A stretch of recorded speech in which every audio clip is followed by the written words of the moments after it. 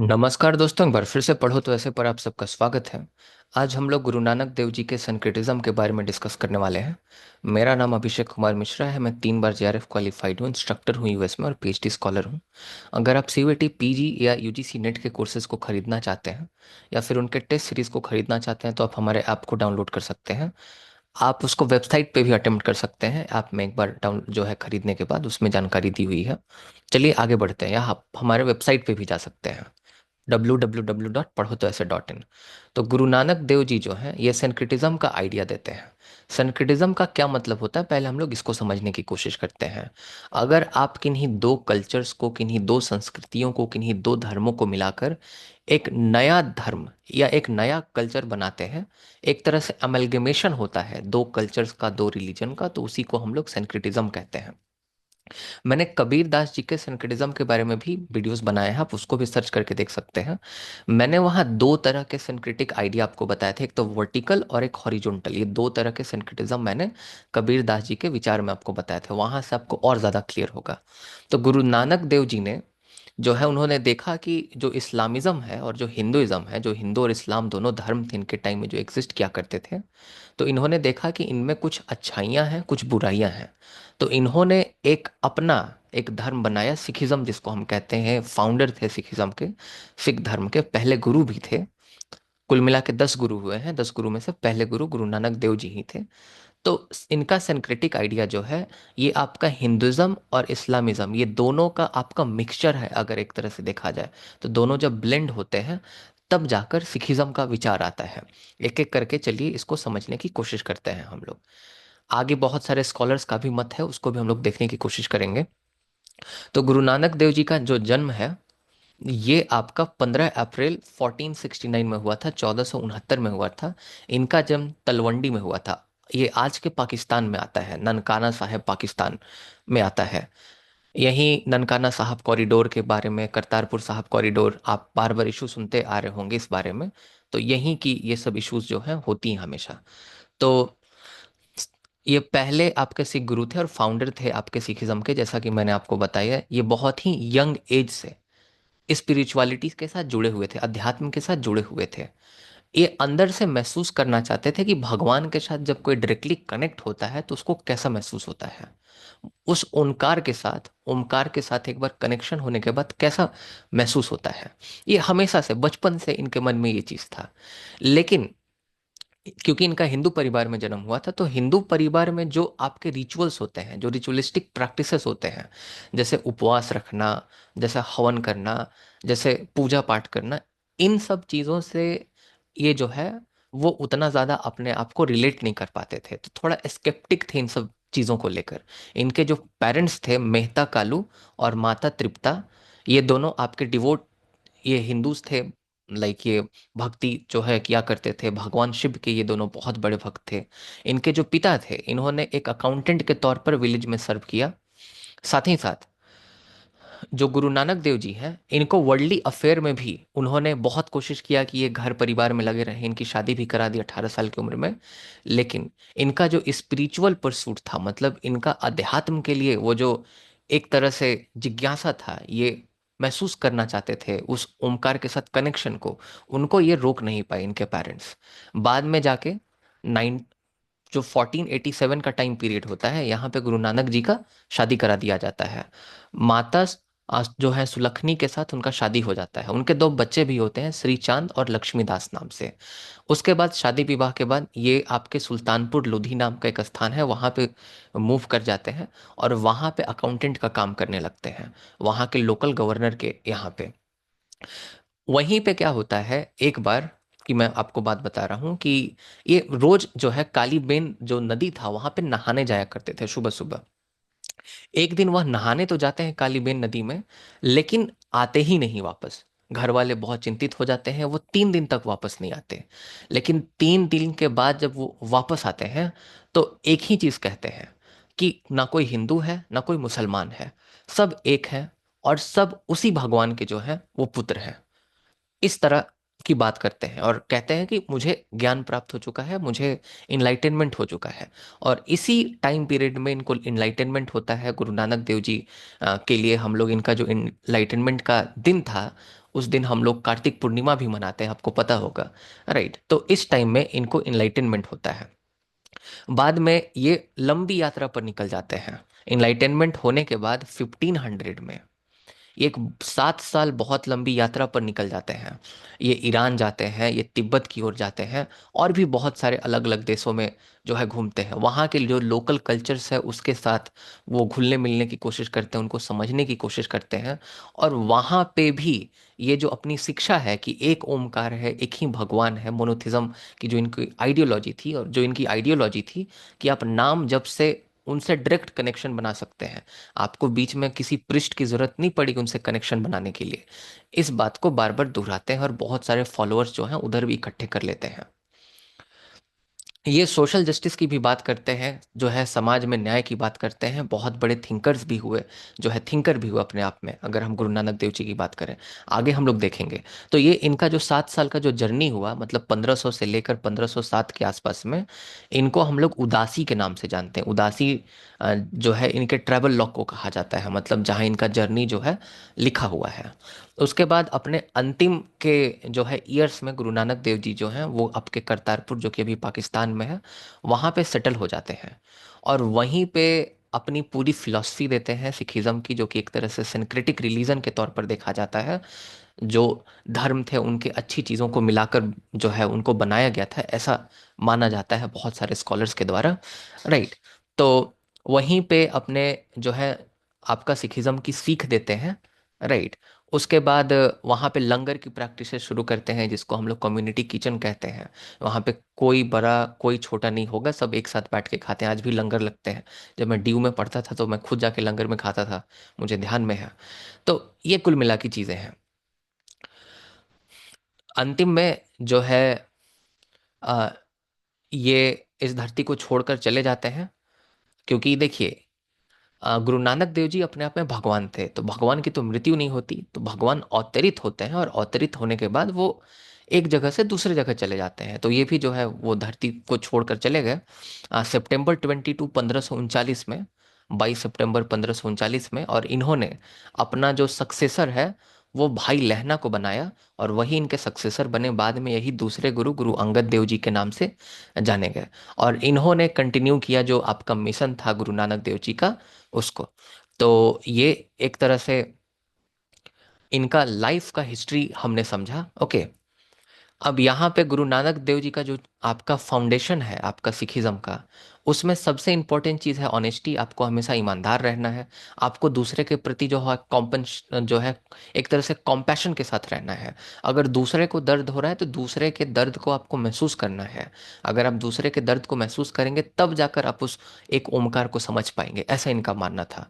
और एक गॉड में डिवोशन के लिए कहते हैं, एक ओमकार में जो है डिवोशन के लिए कहते हैं।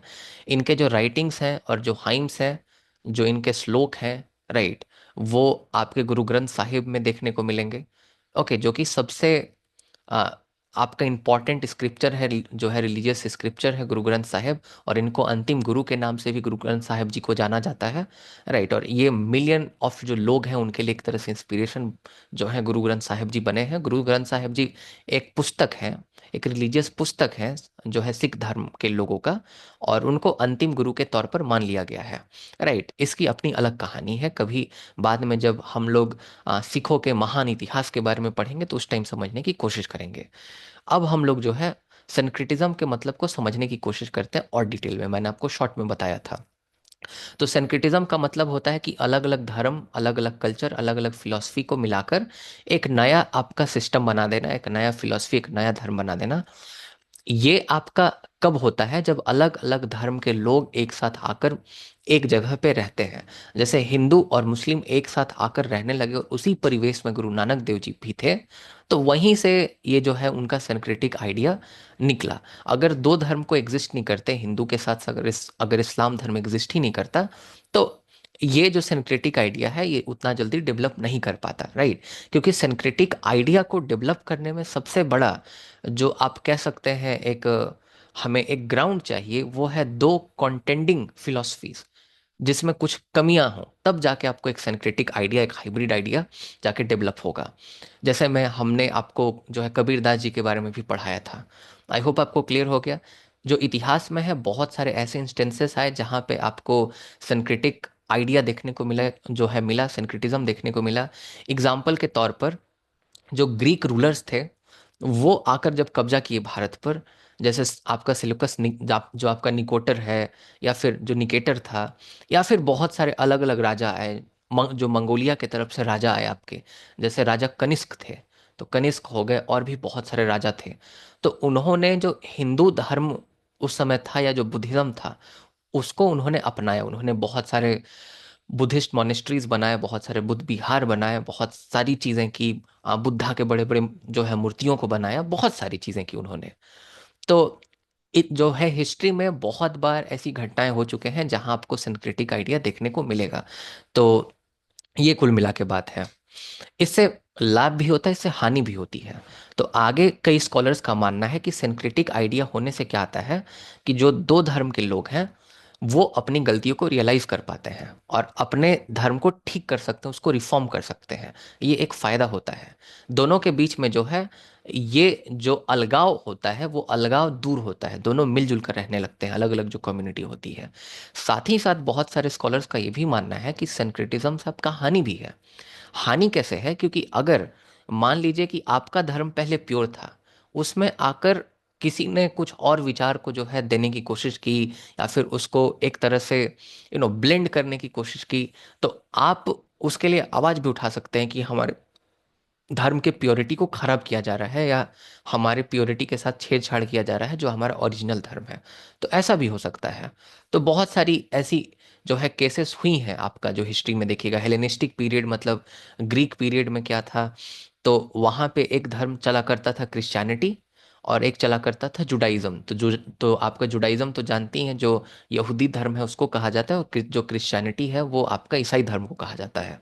और ये दोनों धर्मों को मिलाकर आपका जी जिग्नोस्टिज्म नाम का एक धर्म बनता है। जिग्नोस्टिज्म धर्म में अगर आप देखिएगा तो आपका जुडाइज्म और क्रिश्चियनिटी दोनों के गुण देखने को मिलेंगे। जैसे इस्लाम और हिंदुज्म दोनों के गुण अगर आप मिलाकर देख लें तो आपको सिखिज्म देखने को मिलेगा कुछ हद तक। और बाकी सिखिज्म की कुछ जो आपकी विचारधाराएं हैं, जो कुछ फिलॉसफी है, वो ओरिजिनल भी हैं, बहुत सारे स्कॉलर्स का ऐसा भी मानना है। लेकिन मोर और लेस अगर आप देखिएगा तो इसी तरह की चीज़ें आपको देखने को मिलेंगी। इसी तरह से अगर आप देखिएगा रोमन अम्पायर, तो रोमन अंपायर जहां जहां आपका कैप्चर किया जाता था वहां के चीजों को वो डिस्ट्रॉय नहीं करता था। वहां के चीजों को रोमन अंपायर प्रिजर्व करके रखता था, वहां के लोकल कल्चर को प्रिजर्व करके रखता था। इनफैक्ट उस लोकालिटी के जो भगवान हुआ करते थे उन भगवानों को रिस्पेक्ट देता था, उन भगवानों की पूजा भी किया करता था, जो रोमन जो एम्पेरर्स हुआ करते थे। तो ये कुल मिला की चीजें हैं। इससे समस्याएं भी रोमन एम्पेरर्स को हुई। इससे जो लोकल लोग थे, अब कोई राजा है वो तो श्रद्धा के साथ वो काम कर रहा है, जैसे कनिष्क ने किया, जैसे और भी बहुत सारे राजाओं ने किया, जैसे जितने भी आपके पार्थियन आए और भी बहुत सारे शासक आए आपके ग्रीस तरफ से, सब ने एक तरह से हमारे धर्म को, हिंदुज्म को, बुद्धिज्म को अपनाने की कोशिश की। लेकिन जो यहाँ के जो ओरिजिनल फॉलोअर्स होते हैं कभी कभी उनको ये टेंशन हो जाती है कि हमारा धर्म का जो ओरिजिनलिटी है ये करप्ट हो रहा है और ये डाइल्यूट हो रहा है। तो ये भी समस्याएं आती हैं। लेकिन कुल मिला के बेहतरी ज़्यादा होती है सिंक्रेटिक आइडिया से, क्योंकि जो लड़ाई झगड़े होते हैं दो कम्युनिटी के बीच में ये कहीं ना कहीं दूर हो जाते हैं। ओके, आई होप आपको क्लियर हुआ है। एग्जाम्पल के तौर पर जो आपके ये धर्म के लोग हैं, जीनोस्टिसिज्म धर्म जो मानते हैं, वो लोगों को ना जो है ना आपको जुडाइज्म से प्रॉब्लम है ना क्रिश्चियनिटी से, क्योंकि दोनों की चीजें ही इनमें आपको देखने को मिलेंगी। जैसे कबीरपंथी हैं, कबीरपंथी को किसी धर्म से कोई समस्या नहीं होती, वो दोनों के अच्छे अच्छे जो है चीज़ों को अपनाते हैं। ये कुल मिला के बात है। आई होप आपको सिंक्रेटिज्म का मतलब और जो है और क्लियर हुआ होगा। तो यहाँ पे गुरु नानक देव जी के सिंक्रेटिज्म को देखते हैं। तो ये सिखिज्म के फाउंडर हैं, जैसा कि मैंने आपको बताया वही सब चीज़ें रिपीट हो रही हैं 15th सेंचुरी में इंडिया में। यहाँ पे रिलीजियस और सोशल अपीवल था। यहाँ पे आपका हिंदू और इस्लाम दोनों फिलॉसफीज थी, और इनकी टीचिंग ने दोनों हिंदू और इस्लाम के फिलॉसफी को सिंथेसाइज कर दिया, मतलब एक साथ जो है मिला दिया अच्छी अच्छी चीज़ों को। यही लिखा हुआ है। लेकिन बहुत सारे ऐसे स्कॉलर्स का मानना है कि आपका देखिए, बहुत सारे स्कॉलर तो ये मानते हैं, जैसा कि यहाँ पे लिखा हुआ है, कि दोनों फिलॉसफी को मिलाकर आपका सिखिज्म बना, और सिखिज्म आपका एक सिंक्रेटिक ट्रेडिशन है, मतलब दोनों धर्मों से मिलकर बना हुआ है। ओके, लेकिन आगे हम लोग पढ़ेंगे बहुत सारे ऐसे भी स्कॉलर्स हैं जिनका मानना है कि कुछ ऐसी चीज़ें सिखिज्म में है जो कि गुरु नानक देव जी ने अपने तरफ से एकदम ओरिजिनल कही थी। ये आपको और किसी धर्म में उतने हद तक नहीं दिखाई देता, उतना ज़्यादा कोई भी धर्म उस पर इम्फोसाइज नहीं करता। तो यहाँ पे हम लोग देखने की कोशिश करते हैं कि आखिर गुरु नानक देव जी के सनक्रेटिज्म का क्या क्या फीचर हुआ करता था। तो फीचर में सबसे पहला है संगत और लंगर, ये दो चीजें। तो संगत वर्शिप प्लेस होता है, ये जो है भक्ति मूवमेंट से लिया गया था। क्योंकि आपको पता है कि क्योंकि सिखिज्म एक सनक्रेटिंग जो है ट्रेडिशन है, तो इसमें जो भी चीजें होंगी या तो वो हिंदू धर्म से इंस्पायर्ड होंगी या तो कुछ हद तक इस्लाम से इंस्पायर्ड होंगी। तो यहाँ पे आपका किचन, लंगर और संगत। तो संगत क्या होता है? संगत में जो लोग हैं एक साथ मिलकर वर्शिप करते हैं, वहाँ कोई बड़ा कोई छोटा नहीं होता। वहाँ पे जो है सिंगिंग की जाती है, डिवोशनल प्रेयर होते हैं, ये तमाम चीज़ें। ये जो चीज़ें हैं ये आपका भक्ति मूवमेंट से लिया हुआ है, वहाँ से इंस्पायर्ड है अगर आप देखिएगा तो। वहीं दूसरी तरफ अगर हम लंगर की बात करें तो ये इस्लाम से लिया गया है। तो लंगर जो है, आप देखिएगा इफ्तार जैसे होता है आपका ईद के टाइम में, तो वहाँ पे लोग जो हैं, जो आपका गरीब मुस्लिम हो अमीर जो है मुस्लिम हो, से फर्क नहीं पड़ता, एक साथ बैठकर खाते पीते हैं। तो लंगर इसी तरह से फ्री मील होता है जो सबको दिया जाता है। आप किसी भी सोशल स्टेटस के हों, उससे कोई फर्क नहीं पड़ता। इससे सेवा की भाव जो है वो पैदा होती है लोगों के मन में, दूसरों के प्रति कॉम्पेशन पैदा होती है, और एक कास्ट बैरियर को भी तोड़ने में मदद करता है। एक दूसरे के बीच में जो ऊंच नीच का जो आपका वो दीवार होता है उसको भी तोड़ने की कोशिश करता है।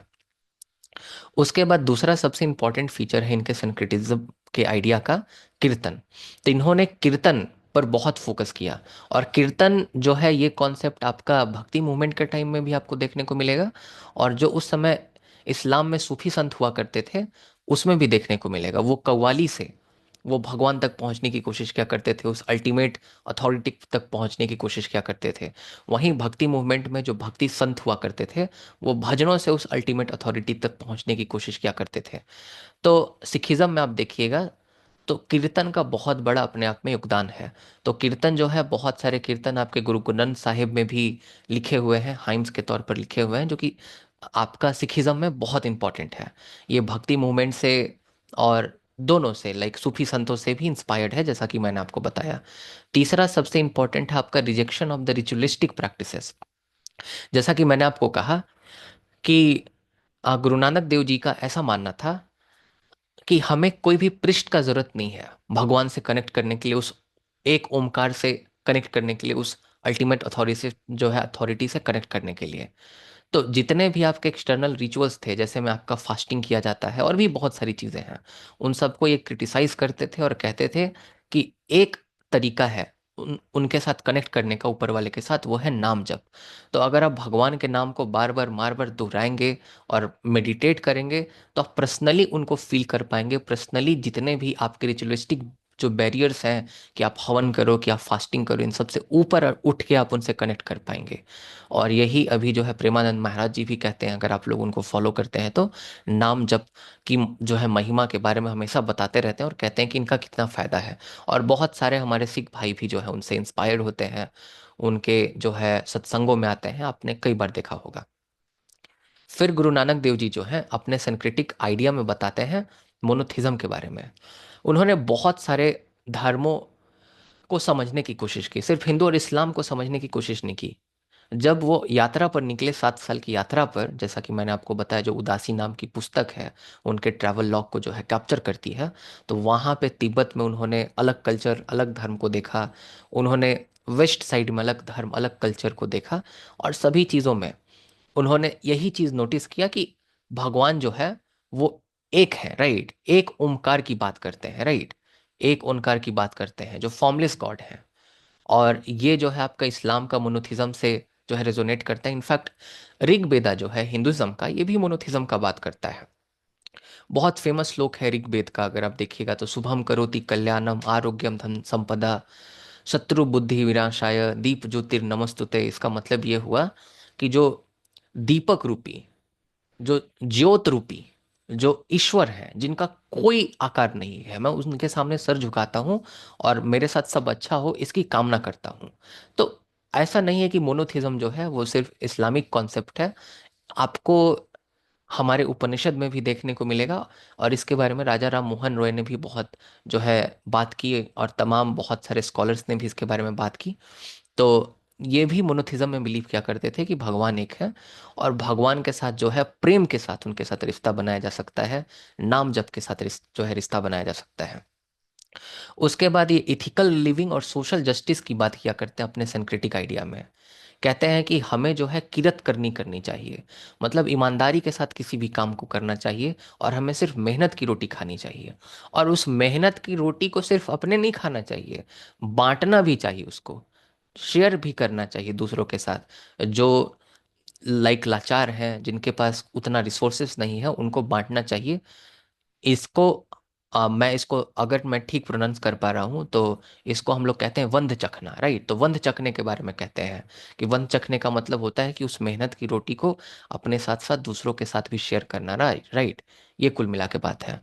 और बार बार ये मन में ध्यान रखना कि हम उसी भगवान के जो है वो पुत्र हैं, और बार बार नाम जप करना इस चीज़ के बारे में बताते हैं। और ये जो वंध चखने का कॉन्सेप्ट है, ये आपका जकात के कॉन्सेप्ट से रिलेटेड है। जकात जो है ये भी कुल मिला के आपका एक डोनेशन हुआ करता था इस्लामिज्म में, जिससे गरीब का जो है भला होता था। इनके सिंक्रेटिक आइडिया में आप देखिएगा तो आपको इंक्लूसिविटी देखने को मिलेगा। इनके जो स्क्रिप्चर हैं, गुरु ग्रंथ साहिब जी, अगर आप देखिएगा तो गुरु जो आपके ग्रंथ साहिब जी हैं, वहाँ पे इंक्लूसिव तरीके से उसमें जो है उनमें हाइम्स लिखे हुए हैं, श्लोक लिखे हुए हैं, राइट। उसमें जो है गुरुवानियाँ लिखी हुई हैं, बहुत सारी चीज़ें हैं। और उसमें कबीर दास और बाबा फरीद, इन दोनों की भी जो कुछ पंक्तियां हैं या कुछ जो इनके खुद के कॉम्पोजिशन हैं वो भी लिखे हुए हैं। तो कबीर दास जी का भी है और बाबा फरीद का भी है, शेख फरीद का भी है। तो आप देखिए कि दोनों धर्मों से इंक्लूड करके लिखा गया है गुरु ग्रंथ साहिब जी में। तो ये भी आपको ध्यान में रखना है, राइट। अब यहाँ पे हमने समझा किनके अनुसार, तो यहाँ पे पवन चकोत्रा थे, राइट। तो जो आपके पवन चकोत्रा थे, इन्होंने बताया ये सब फीचर्स के बारे में कि क्या क्या फीचर है आपका जो गुरु नानक देव जी हैं इनके सिंक्रेटिज्म का। तो संगत की बात करते हैं, लंगर की बात करते हैं, कीर्तन की बात करते हैं, नाम जप की बात करते हैं, एक ओंकार पर बिलीव करते हैं, कीरत करनी और वंद चखने के बारे में बात करते हैं। और और आप देखिएगा तो इंक्लूसिव इनका स्क्रिप्चर है। देखिएगा तो गुरु ग्रंथ साहिब जी में आपको कबीरदास जी का भी दोहे देखने को मिलेंगे, और बाबा फरीद के भी कॉम्पोजिशन आपको देखने को मिलेंगे। तो ये कुल मिला के बात है। तो बहुत सारे स्कॉलर तो ये मानते थे, जैसा कि मैंने डिस्कस किया, कि हिंदुइज्म और इस्लाम ये दोनों को मिला के सिंक्रेटिक ट्रेडिशन बन के उभरा सिखिज्म। लेकिन बहुत सारे ऐसे भी स्कॉलर हैं जिनका मानना है कि कहीं ना कहीं आपका जो गुरु नानक देव जी का टीचिंग है वो डिस्टिंक्ट है, ऑटोनोमस है। ये आपका सिर्फ सिंक्रेटिक नहीं है कि दो चीजों को मिला के बना दिया गया। इनके अपने जो है कुछ खासियत है अपने आप में। वो खासियत क्या है? तो वो खासियत है वो प्रेम। वो भगवान के साथ प्रेम पर इंफोसाइज करते हैं, और सिर्फ प्रेम पर इंफोसाइज करते हैं। अगर आप भगवान से प्रेम कर रहे हैं, अगर आप उनके प्रति वो भाव रख रहे हैं, तो आपको वो प्राप्त हो जाएंगे। बाकी सब धर्मों में कहीं ना कहीं रिचुअलिज्म की बात की गई है, लेकिन ये बिल्कुल ही हॉलो रिचुअलिज्म से ऊपर उठकर सिर्फ और सिर्फ वो डिवोशन, वो लव के बारे में, वो डिविनिटी के बारे में बात करते हैं। तो ये एक बहुत खास चीज है जिस पर ओवर इम्फोसाइज वो करते हैं, राइट। अगर आप बाकी धर्मों में देखें तो कुछ हद तक आपको ये सब गुण देखने को मिलेंगे, लेकिन वहाँ आपको रिचुअलिस्टिक ट्रेडिशन भी देखने को मिलेंगे, जैसे फास्टिंग और तमाम चीज़ें। लेकिन यहाँ गुरु नानक देव जी ने ऐसा कुछ नहीं कहा। अब यहाँ पे गुरु नानक देव जी के जो सिंक्रेटिक आइडिया हैं उनके अलग अलग डायमेंशन है, religious dimension, economic dimension, cultural dimension, political dimension. तो अगले लेक्चर में हम लोग उसको डिस्कस कर लेंगे और ये चैप्टर हमारा कंप्लीट हो जाएगा। आई होप आपको क्लियर हो गया होगा गुरु नानक देव जी का सिंक्रेटिक आइडिया। अगर आप इस नोट्स को परचेस करना चाहते हैं तो आप हमारे ऐप पर जाके इसको परचेस कर सकते हैं। और तमाम नोट्स जो हैं पॉलिटिकल साइंस के लिए अवेलेबल हैं हमारे ऐप पे। बहुत बहुत धन्यवाद। आप सबका दिन शुभ हो।